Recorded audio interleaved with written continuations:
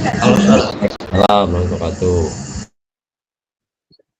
Oke, ini adalah pertemuan pertama kita setelah sebelumnya teman-teman semuanya libur panjang ya selama kurang lebih 2 minggu untuk kegiatan perkuliahan karena Hari Raya Idul Fitri. Nah, sebab itu, alangkah baiknya sebelumnya saya mengucapkan terlebih dahulu mohon maaf lahir dan batin untuk semuanya ya. Dan hari ini kita kembali lagi ke dalam mata kuliah teknik penulisan literatur ilmiah. Nah, pembahasan kita pada hari ini tuh akan berkaitan dengan bagaimana menyusun kerangka pendahuluan atau ibaratnya bagaimana menyusun bab 1 konsep secara umum ya, dalam karya tulis itu sendiri. Gitu. Ketika kita bicara menyusun kerangka pendahuluan ya, di sini artinya ketika kita bicara kerangka pendahuluan di sini, ini mulai dari latar belakang, permasalahannya dia seperti apa, ya kan? Ini semuanya akan menjadi penilaian, gitu, ya. Nah, ketika kita bicara bagaimana,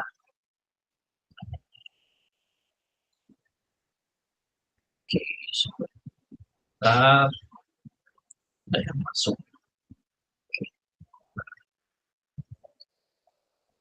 Ketika kita bicara menyusun pendahuluan dalam suatu karya tulis, ini merupakan hal yang sangat penting karena ibaratnya menentukan kualitas tulisan teman-teman. Menentukan relevan atau tidaknya tulisan tersebut dengan permasalahan yang ada saat ini, dengan kondisi di lapangan saat ini. Dan juga yang menunjukkan betapa penting tulisan teman-teman layak atau tidak layak. Ya, gitu. Jadi ketika kita bicara pendahuluan ini, di sini tuh harus kuat dulu. Kenapa kalian membuat penelitian ini? Kenapa kalian melakukan penelitian ini? Kenapa permasalahan ini layak untuk dibahas? Ya kan? Kenapa judul kalian ini penting gitu loh. Ya. Apa perbedaan judul kalian dengan judul yang sudah ada sebelumnya? Jadi semuanya itu harus teman-teman tunjukkan di bagian pendahuluan. Bahkan kalau untuk saat ini itu kita bicara bagaimana kebaharuan karya tulis ini. Jadi apa ada yang baru nggak di dalam tulisan teman-teman? Karena ibaratnya kalau sama aja mau ngapain dibuat, ya kan? Nah, jadi di sini tuh hal yang sangat penting makanya kayak yang kemarin dikerjakan oleh teman-teman, ya kan? Teman-teman itu kan kayak membuat apa, kerangka karya tulis, ya kan? Menyusun latar belakang, ya. Ya. Ketika di situ teman-teman ini betul-betul bagaimana ya, dengan sumber referensinya saya minta, ya kan, kebaharuannya seperti apa. Nah, bahkan saya kan minimal ada berapa halaman. Nah, di situ nanti akan kita cek. Jadi kalau kemarin kan teman-teman ya udahlah kita bicara tulis saja terlebih dahulu, ya kan. Nah, sekarang kita diskusikan nih isinya teman-teman yang sudah dilakukan itu apakah eh, benar atau tidak, ya. Nah, kerangkanya ya kan menentukan latar belakangnya dan lain sebagainya. Nah,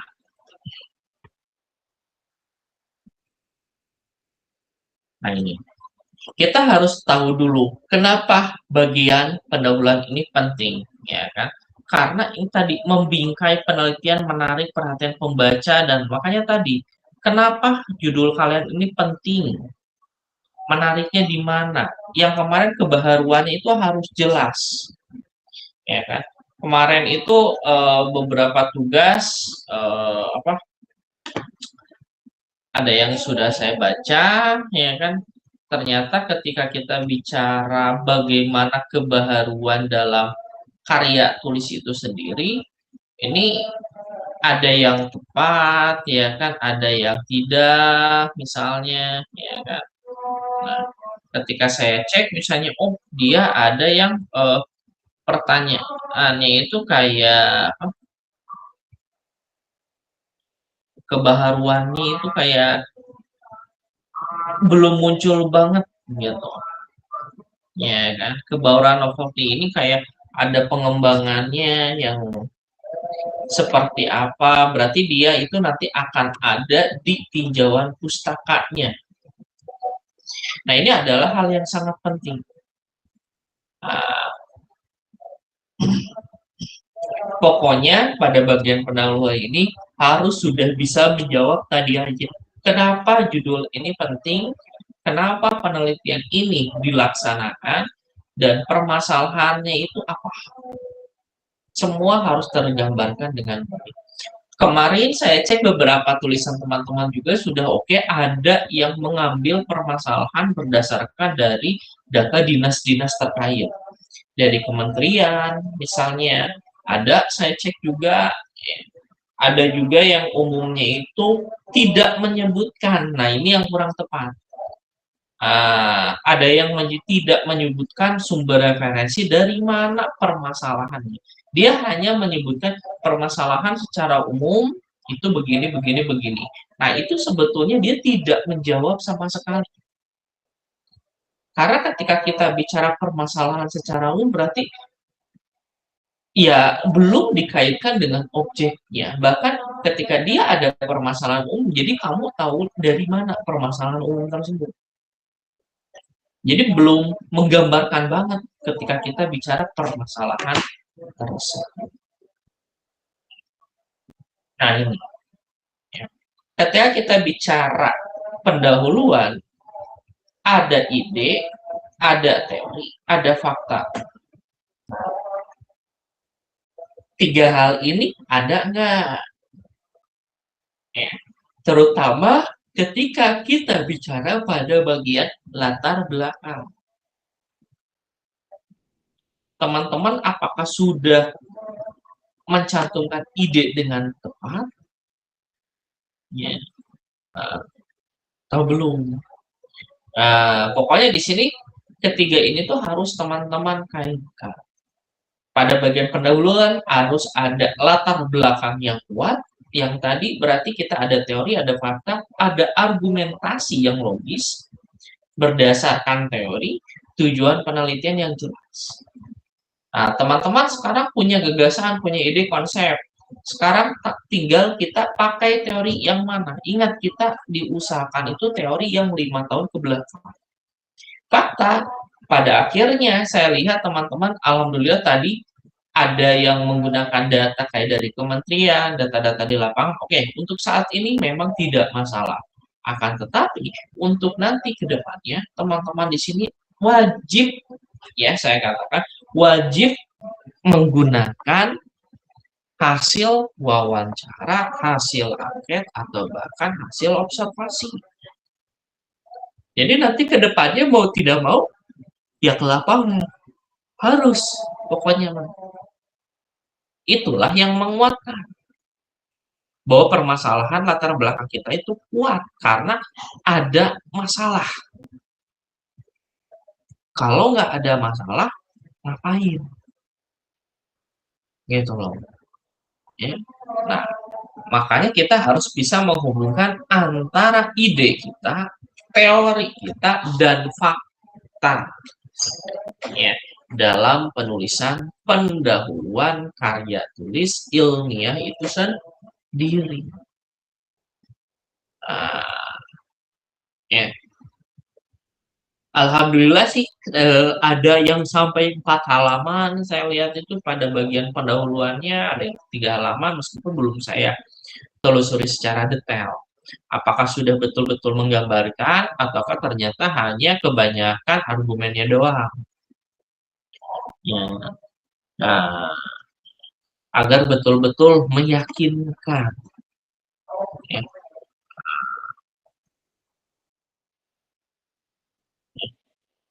Ada yang kayak berjudul implementasi. Nah, ini hati-hati ya. Kayak ada judul implementasi sistem informasi data kependudukan desa. Nah, kayak implementasi berarti sudah diterapkan ya. Nah, sudah diterapkan dan bagaimana hasilnya. Karena yang dibahas adalah implementasi. Artinya teman-teman kalau yang judul kayak gitu, idenya itu bukan hanya merancang, tapi bagaimana pengimplementasiannya. Pemanfaatan di lapangannya seperti apa. Itu hati-hati juga. Ada hasilnya. Ya. Nah, ya. Kalau saya lihat ya, bagaimana dan lain-lain. Oke, nggak masalah. Tapi ada juga, ada yang entah benar atau tidak, cuman ada juga katanya berdasarkan hasil wawancara, nah itu udah oke. Ya kan? Nah, untuk identifikasi masalah, ada yang sudah oke, dia menggunakan poin-poin, bahkan ada yang sampai 7 poin, ya kan? Tulisan teman-teman itu ada yang sampai 8 kalau nggak salah, ya. Hanya mungkin banyak yang salahnya itu, eh, apa ya, kayak teman-teman ini penulisan daftar pustakanya tuh, nanti akan kita bahas ya. Jadi banyak, dan bagi saya ada yang beberapa poin ini kelihatan banget kopas-kopasnya ya. Nah, mungkin itu harus dicek dari cek kembali ya, teman-teman, sehingga kualitas tulisan teman-teman ini bagus ya. Nah, untuk pendahuluan kita kan secara melatar belakang masalah dan tujuan umum. Kenapa saya katakan umum? Karena kita ada masalah itu kan sebelumnya ada 3. Ada identifikasi, rumusan, dengan batasan atau ruang lingkup di teman-teman. Tujuan, ya, lalu ada juga tujuan dan manfaat lah. Sisanya biasanya opsional, ada yang kayak struktur penulisan, ada definisi operasional. Biasanya tiap kampus atau tiap jurusan itu dia berbeda-beda. Ya. Tapi 3 poin ini betul-betul harus sudah jelas. Nah, makanya di sini, nah kita bedah konteksnya apa? Uh, harus ada latar belakang itu fenomena. Uh, teori dan masalah. Ya kan, menunjukkan kenapa penelitian ini dilakukan, makanya ini, ya kan. Berarti ini biasanya sebetulnya nanti kalau teman-teman melakukan penelitian, baiknya itu sudah dikaitkan dengan objek, ya. Misalnya objeknya apa, ya. Misalnya perancangan framework berbasis apa, ya kan, untuk apa. Nah, objeknya itu apa, ya. Objeknya itu apa, atau bahkan mungkin di mana. Kalau bisa dia lebih baik. Gitu. Kalau objeknya udah jelas di mana, wih, ini lebih baik sebetulnya. Ya kan? Kayak pengembangan sistem informasi berbasis mobile ya pada toko apa. Nah, berarti nanti kita kaitnya dengan tokonya, dengan UMKM-nya. Jadi semuanya itu dia sudah jelas. Ya, ketika kita bicara bagaimana fenomena di lapangan, permasalahan di lapangan. Jadi kalau kita bicara pada bagian latar belakang itu, teman-teman, dia tidak boleh sebetulnya masalah secara umum. Yang pasti itu harus masalah secara khusus, sudah dikaitkan dengan objek, teman. Makanya harus sudah wawancara ke lokasi, observasi ke lokasi. Jangan sampai kita itu masih misalnya untuk UMKM. Nah, untuk UMKM secara umum, nah itu agak berat. Agak beratnya itu nanti ketika teman-teman membuat sesuatunya itu UMKM-nya kan beda-beda jenisnya. Ya kan, orang itu punya usaha yang mungkin kebutuhannya dia berbeda-beda. Nah, itu sebetulnya kurang bijak. Kalau teman-teman ada yang membahas perancangan tertentu, tapi keterangannya untuk UMKM doang. Itu nanti terlalu luas. Ya, bahkan nanti itu ketika teman-teman pencarian data permasalahan, ya kan, teman-teman bakal kebingungan, ini nanti saya harus wawancaranya ke UMKM yang mana, siapa, ya. Atau bahkan mungkin berapa. Ibaratnya kalau kita mengambil sampel berarti banyak nih UMKM-nya, di daerah mana, kan gitu. Harus jelas. Ya. Karena nanti pada bagian metodologi, ya kan, biasanya juga tertera informasi tentang objek penelitian. Objek penelitiannya itu apa, di mana, jalan mana. Jadi semuanya itu betul-betul ya, ketika kita bicara bagaimana sih eh, latar belakang itu sendiri. Nah, misalnya ini ya, pendahuluan adalah fondasi yang tadi. Nah, latar belakang ada masalahnya, ada kondisi di lapangannya, ada penjelasan tujuan secara singkat, ada teori gambaran umumnya yang akan dilakukan oleh teman-teman dan relevansi. Nah, kalau gambaran umum itu makanya dia kaitannya dengan permasalahan. Nanti kejadiannya ada apa, makanya teman-teman menawarkan atau akan melakukan sesuatu yang bagaimana. Ini adalah isi latar belakang dalam suatu karya tulis ilmu. Ya.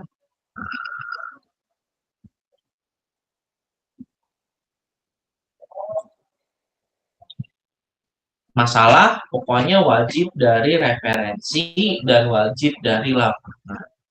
Kondisi di lapangannya ini tuh nanti bisa juga yang menjadi dasar dari identifikasi masalah. Ya kan? Tujuannya secara deskripsi, manfaat yang diharapkan seperti apa, teori pokoknya harus ada. Ya. Cuman nanti mungkin akan ada pembahasan tertentu harusnya sudah dibahas sih pada mata kuliah bahasa Indonesia. Cuman kayaknya di sini teman-teman masih banyak yang kurang tepat. Kemarin tuh saya cek terutama dalam pengutipan dan pemanfaatan teorinya. Ya. Sekali lagi nih, kalau teman-teman ya, untuk saat ini itu menggunakan tata cara pengutipan Harvard. Banyak yang menggunakan Vancouver, ya kan. Uh, nah, kadang ada yang ngomong, misalnya, wah penggunaan aplikasinya di tempat PT ini masih menggunakan cara yang manual, bla bla bla. Saya cek itu di permasalahan. Nah, boleh, tapi nanti itu ketika teman-teman tuh ya harus ada berdasarkan apa. Nanti itu berdasarkan hasil wawancara ya dengan siapa yang merupakan pemilik atau bagian apa. Sistem pencatatan data pada PTA, PTA itu masih menggunakan cara yang manual. Sehingga sering terjadinya miskomunikasi data misalnya, atau bahkan salah pencatatan yang menyebabkan barang masuk dan keluar itu berbeda. Misalnya seperti itu. Ya, sekarang jadi nanti itu harus ada berdasarkan apa. Nah, biasanya paling banyak mah hasil wawancara. Tapi kalau mau berdasarkan hasil angket juga nggak masalah sebetulnya. Berdasarkan hasil angket, berdasarkan hasil observasi, dan lain sebagainya. Oke, nah seperti itu.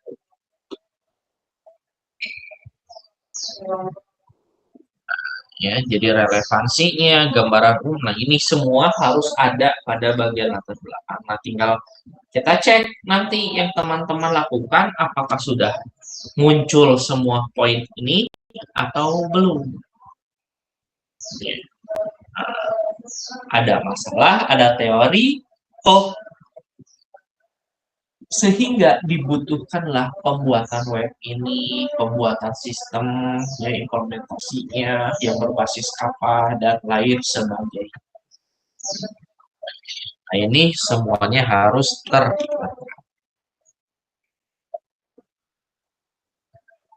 Nah, bahkan kalau perlu ini boleh, ya, data statistik ini boleh, silahkan. Kalau tadi itu kalau saya kalau nggak salah ada yang sudah menggunakan berdasarkan data dari kementerian apa misalnya menunjukkan data itu boleh, ya. Teman-teman bisa mencantumkan data statistik, ya. Nanti kan ada data statistik, di situ ada sumber referensi bahwa data statistik kapan. Nah, akan tetapi di sini juga kalau misalnya nih, teman-teman di sini ada yang menggunakan eh, data statistik pada tahun 2022 misalnya, atau bagaimana, kan kita itu jadul, ya. Kalau kita lihat dari segi tahun itu jadul banget misalnya. Nah, tetapi bisa jadi data tersebut ternyata diambil per 5 tahun sekali, per 3 tahun, per 4 tahun. Maka teman-teman harus menyebutkan. Nah, berdasarkan data kementerian, ya, yang diambil setiap 3 tahun sekali, data terbaru pada tahun misalnya 2025 atau 2000 berapa, menunjukkan hasil bagaimana, gitu. Ya, jadi teman-teman itu menyebutkan. Karena kadang ada, kalau logikanya gini, kalau teman-teman buat tulisannya itu tahun 2026, maka paling baru harus tahun ini atau mentok-mentok 2025. Akan tetapi kan kalau kita bicara data statistik atau bahkan mungkin survei yang seperti itu, dia belum tentu tiap tahun. Maka kita harus menyebutkan, ya, setiap berapa tahun, 3 tahun, 4 tahun, atau 5 tahun misalnya, nah itu harus disebut, ya. Semuanya itu betul-betul harus dijelaskan. Nah, masalah, tinggal nanti teman-teman itu merumuskan masalah, biasanya itu yang bentuknya pertanyaan, ya. Akan tetapi sekali lagi ketika kita bicara rumusan permasalahan itu, teman-teman umumnya itu memang dalam bentuk kalimat, ya. Nah, di sini itu yang paling penting, teman-teman bisa membedakan masalah penelitian, ya kan, masalah peneliti. Ya kan? Kalau masalah kalian, ya, berarti bagaimana perancangan bla bla bla. Kalau masalah di lapangan itu identik dengan identifikasi masalah yang kalian buat kemarin. Saya lihat secara sekilas sudah pada tempat, terutama bagian identifikasinya. Bahkan ada yang sampai 1 halaman itu identifikasi masalah doang. Tinggal nanti dicek apakah ada yang berulang-ulang atau bagaimana. Kalau itu udah banyak banget sebetulnya. Karena biasanya kalau identifikasi permasalahan saja, dia paling sedikit sih, memang beberapa poin, tapi singkat, jelas. Ya. Nah, ini. Ya, jadi rumusan fokus penelitian teman-teman itu bagaimana? Ya, menunjukkan gap penelitian atau isu yang hendak dipecah. Ya, harus kalimat tanya kalau kita secara umum. Karena kalau teman-teman lihat juga kan banyaknya yang kalimatnya tanya, ya kan? Kalimat tanya, bagaimana, ya, itu seperti itu. Ya, kita bicaranya secara inilah, ya. Apa? Ya, ini harus diperhatikan. Ya.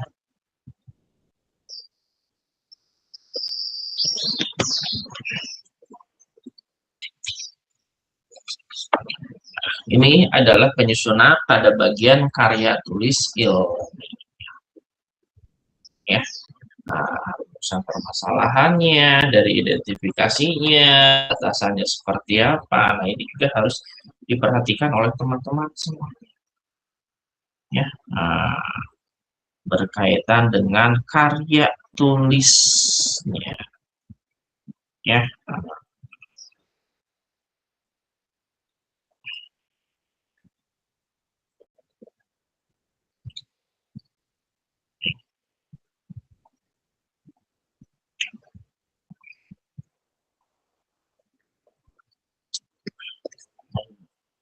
Ya, ketika kita bicara bagaimana penyusunan karya.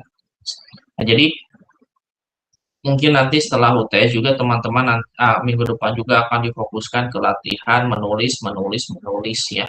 Terutama nanti yang kaitannya dengan persiapan UTS, ya kan, atau bahkan kalau setelah UTS sudah bisa jadi teman-teman bisa fokus ke project, ya. Nah, rumusan masalah tadi seperti apa, identifikasi masalahnya, batasannya, aspeknya, dan lain-lain, ya, ruang lingkup dan lain-lain, fokusnya. Ini semua secara ringkas tentang konsepnya, ya. Ini buat kayak kayak gini ini juga nih sebetulnya.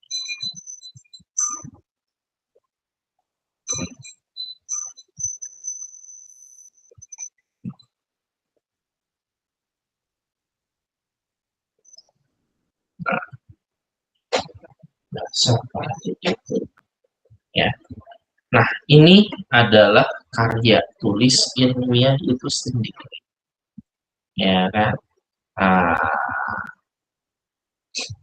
mungkin ada yang ditanyakan dulu, silakan.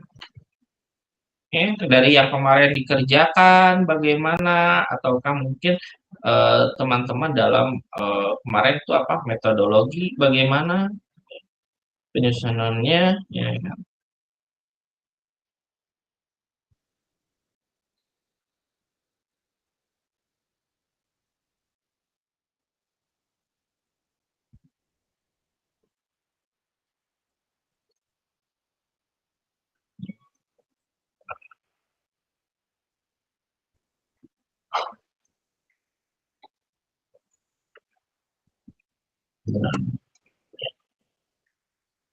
Nah, makanya ini ya kalau teman itu ini nih biasanya kalau kita bicara problem itu lokasi penelitian itu di mana?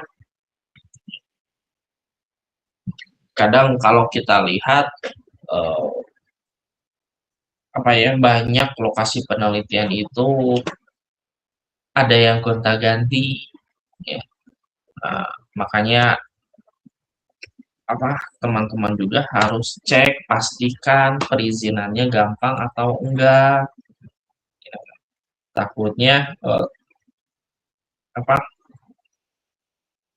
dalam ininya itu bermasalah nanti di perjalanannya. Nah, itu hati-hati ya, karena banyak juga yang ujungnya kalau ganti objek nanti itu teman-teman artinya nanti pada bagian latar belakang dan lain-lainnya itu apa akan berubah juga, ya kan.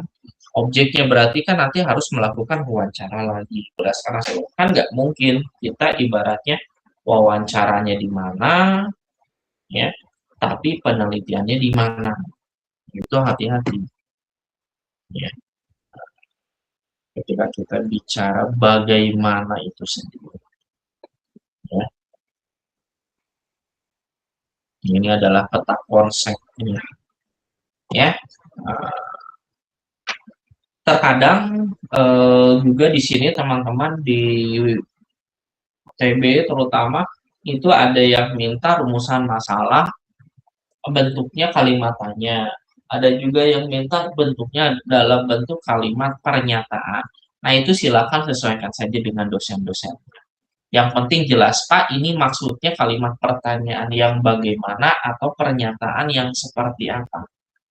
Karena di prodi informatika itu Kita hanya menggunakan kalau nggak rumusan masalah itu batasan atau ruang lingkup. Kita hanya pakai itu. Gitu. Jadi nanti itu tidak akan ada apa identifikasi kalau nggak salah. Ya. Uh, tapi kalau kita lihat di lapangan dia suka ada identifikasi, ya ada rumusan, ada batasan. Maka teman-teman di sini harus paham ketiganya, mau nggak mau. Suka nggak suka teman-teman harus paham ketiga-tiganya. Ya.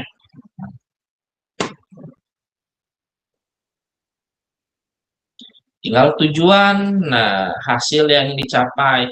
Biasanya tujuan ini berkaitan dengan apa? Dengan masalah. Karena teman-teman tujuannya itu untuk memecahkan masalah, ya kan? Maka tujuannya harus berkaitan. Makanya biasanya kalau permasalahannya ada 3, ada 2, biasanya tujuan pun poinnya sama. Jadi kayak bagaimana perancangan, biasanya berarti tujuannya itu untuk merancang. Bagaimana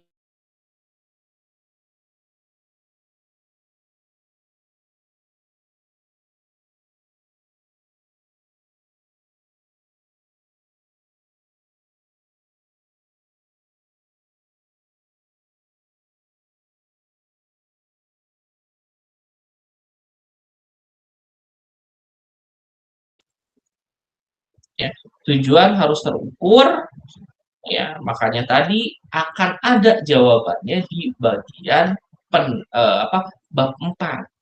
Bagaimana perancangan? Berarti di bab 4 kan pasti ada perancangannya. Kalau ada judul implementasi, maka di bab 4 harus sudah ada bagaimana penerapan dan hasil penerapannya. Nah, kalau hasil penerapannya artinya diukur. Kita nggak bisa bilang aplikasi berjalan dengan baik. Enggak. Biasanya pengukuran yang sederhana itu kita menggunakan angket. Udah diimplementasikan, diberikanlah ya bagaimana penerapannya di lapangan itu sendiri. Ya. Nah, seperti itu. Oke, ya. Nah, ketika kita bisa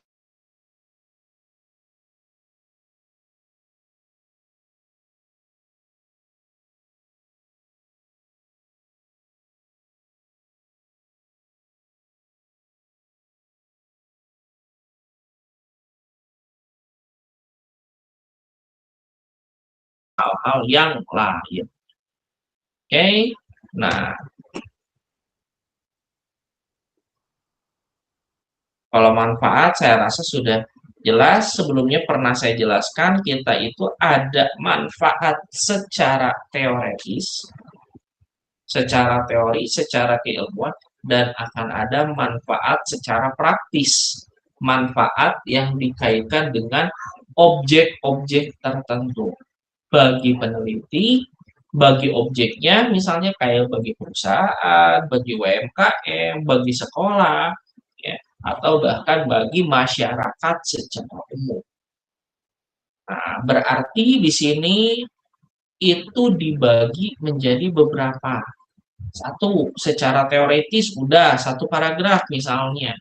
Secara praktis dibagi menjadi A, B, C, D. A, bagi UMKM. Apa? Bagi masyarakat umum. Apa? Bagi peneliti. Apa? Gitu. Jadi dia betul-betul dijelaskan per objeknya. Oke. Nah, tinggal nanti dikerjakannya ya seperti apa nih kalau teman-teman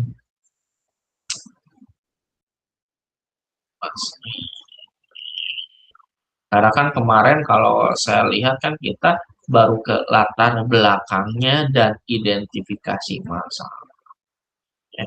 Kemarin gimana tuh apakah sudah bingung nggak nyusun latar belakang misalnya 8 sumber referensi ya. Itu baru 8 kan, kadang mungkin di antara teman-teman referensi 8 di bagian pendahuluan latar belakang doang ada yang mungkin bingung. Tapi saya lihat juga ada yang mencantumkan daftar pustaka, ada yang nggak ada. Terutama dengan catatan apa catatan kaki lagi, tata cara pengutipannya sih kayaknya PR banget deh untuk teman-teman semua. Nanti akan kita kaji kembali untuk bagaimana tata cara pengutipan dan daftar pustaka. Kayaknya PR banget deh. Ya.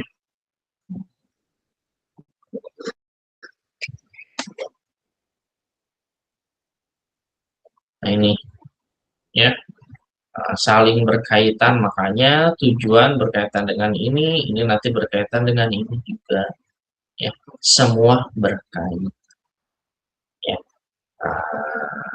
Yang harus dihindari datanya tidak valid, plagiarisme dan lain-lain. Tujuannya bagaimana, manfaatnya, lalu hasilnya. Ingat ya, tujuan maka harus dibuktikan dengan hasilnya. Makanya hati-hati ya yang judulnya implementasi, ya. Maka tujuannya kan pasti bagaimana penerapannya, ya kan. Tapi ternyata di pembahasan hanya sampai apa? Misalnya hanya sampai perancangan, nah, atau prototype nggak masuk itu berarti banyak tuh informasi sistem informasi absensi, nah, ya kan berbasis bla bla bla untuk di mana nantinya, nah, ada yang menyebut SMK kan, harusnya biasanya juga disebutkan. Nah ini hati-hati ya, eh, ini cukup banyak kesalahannya itu. Saya lihat itu ketika judul teman-teman itu selalu dalam kurung studi kasus. Bagi saya itu tuh agak sedikit blunder. Kenapa kalian bilang studi kasus? Kalau bagi saya justru nggak usah ada studi kasus SMK, studi kasus di PTA, nggak usah ditulis. Ya. Karena semua penelitian selalu berbasis masalah. Studi kasus itu adalah salah satu jenis metodologi atau pendekatan kualitatif dalam penelitian. Jadi kalau kalian menggunakan kata atau kalimat yang kayak gitu, nah itu sebetulnya kurang bijak juga, kurang tepat. Nah itu jadi tolong diperhatikan juga ya, yang menggunakan kalimat-kalimat seperti itu. Takutnya teman-teman sendiri nggak tahu ini tuh apa yang ditulisnya. Takutnya ternyata kualitatif, ternyata di dalamnya datanya kuantitatif. Kayak R&D, Research and Development, bukan kualitas. Misalnya kayak teman-teman, pengembangan namanya, metode penelitian pengembangan, tapi di atasnya di judulnya studi kasus udah salah banget nih. Ya, studi kasus itu berbeda dengan pengembangan. Nah itu sih PR yang saya lihat. Belum saya lihat satu persatu, nanti mungkin akan kita bahas, diskusikan juga.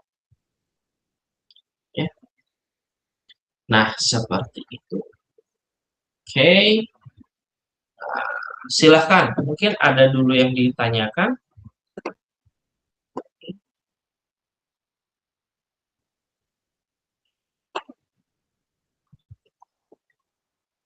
Oke, atau mungkin sambil presensi dulu ya. Yang betul itu bukan data absensi ya, presensi sebetulnya. Kalau kehadiran itu namanya presensi. Kalau absensi itu artinya adalah ketidakhadiran, tuh ada yang mau buat sistem implementasi presensi. Kalau mau bukan absensi. Ya. Coba Akram ada Akram? Akram hadir, Pak. Alhansa, Hadir, Pak. Aliani, Aprila, Salsabila, Ega Puspita, Ega hadir, Pak. Gilang Prasutyo, Gilang hadir, Pak. Hanif Nur Ramadan, Hadir, Pak. Tresna, Kresna hadir, Pak. Adis, oke, ada Muhammad Fadila, Fadil hadir, Pak. Muhammad Rahman, Rahman hadir, Pak. Muhammad Naufal, Muhammad Awalani hadir, Pak. Muhammad Zamzam, Muhammad Jamjam hadir, Pak. Nazwa, Najwa hadir, Pak. Rahma Indah, Di bio hadir, Pak. Rika Nurhalisa, ada ininya enggak? Rika hadir, Pak. Riko Rian, Enggak gitu, enggak. Karena dosisnya beda. Beda ya. ada Riko Rian, Soalnya Safira Salsabila, hadir Bapak. Afira hadir, Pak. Syahrul Arifiansyah, Enggak, kalau Hadir, Pak. teman aku Pak hadir, Pak. Ada sama Syahrul, tapi cingin aku di luar. Sahrul hadir, Pak. ada Syahrul, Sahrul hadir, Pak. oke, Tasya, Tasya hadir, Pak. Tiara Bella, Tiara hadir, Pak. yang tidak hadir, Aprila ada, Aprila Salsabila, lalu Riko Rian. Tidak ada, oke. Nah itu. Nanti mungkin untuk UTS seperti apa, kemungkinan bisa berupa proyek juga yang dikerjakan secara teknis, nanti akan saya jelaskan pada minggu depan ya. Nanti mungkin juga akan saya kaji tulisan dari teman-teman ya setelah saya baca secara mendalam. Jadi mungkin akan dijadikan contoh. Jadi saya mohon izin kesediaannya di antara tulisan teman-teman, saya akan pilih secara acak untuk dijadikan contoh. Nanti kita bedah mulai dari penulisan pendahuluannya dan lain-lainnya, pengutipannya. Nah, tapi saya tidak akan menyebutkan punya siapa. Jadi hanya judul lalu isinya. Ya, jadi tenang saja. Tapi di sini saya mohon izin untuk menjadikan hasil tugas yang kemarin ini yang dikumpulkan itu akan kita kaji, kita bahas terkait penulisannya, isinya, gayanya, bahasanya, dan lain sebagainya. Ya, saya mohon izin biasanya ada beberapa contoh 3 sampai 4 lah kalau waktunya keburu. Nah, seperti itu. Oke, silakan mungkin ada yang ditanyakan dulu.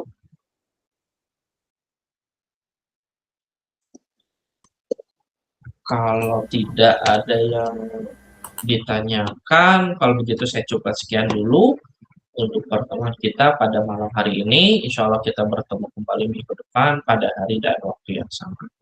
Terima kasih, sehat selalu. Assalamualaikum warahmatullahi wabarakatuh. Waalaikumsalam Waalaikumsalam warahmatullahi wabarakatuh. Terima kasih, Pak. Ya, sama-sama.